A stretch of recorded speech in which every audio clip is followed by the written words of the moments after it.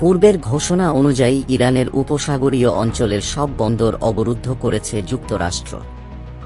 সোমবার ১৩ এপ্রিল ইরানের স্থানীয় সময় বিকাল ৫টা ৩০ আনুষ্ঠানিক অবরোধ শুরু হয় বলে জানিয়েছে মার্কিন সেনাবাহিনীর সেন্ট্রাল কমান্ড। এর আগে মার্কিন সেনারা বলেছিল, বিশ্বের যে কোনো দেশের পতাকাবাহী জাহাজের ক্ষেত্রে এ অবরোধ কার্যকর হবে।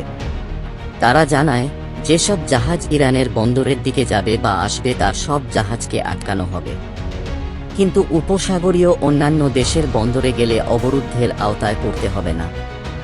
মাইক্রো ব্লগিং সাইট এক্সে দেওয়া এক পোস্টে সেন্ট্রাল কমান্ড বলেছে, মার্কিন সামরিক বাহিনী ওমান উপসাগর এবং হরমুজ প্রণালীর পূর্বে আরব সাগরে অবস্থানরত সকল দেশের পতাকাবাহী জাহাজের ওপর অবরোধ আরোপ করতে যাচ্ছে।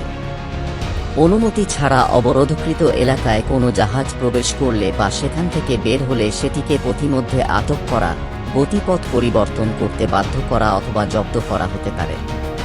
তবে এ অবরোধ ইরান বন্দর বাদে অন্যান্য বন্দরে যাওয়ার ক্ষেত্রে কার্যকর হবে না।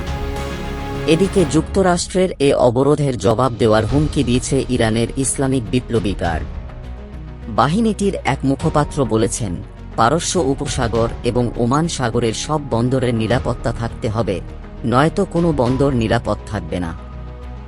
বিপ্লবী গার্ডের এ মুখপাত্র যুক্তরাষ্ট্রের পদক্ষেপকে অবৈধ এবং সামুদ্রিক দস্যুতা হিসেবে অভিহিত করেছেন।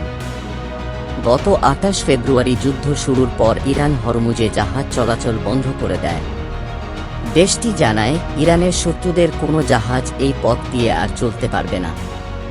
বিশ্বের ২০% জ্বালানি এই গুরুত্বপূর্ণ রুটটি দিয়ে সরবরাহ করা হয়। উপসাগরীয় যত দেশ আছে তারা তাদের উৎপাদিত তেল ও গ্যাস হরমুজ দিয়ে রপ্তানি করে থাকে।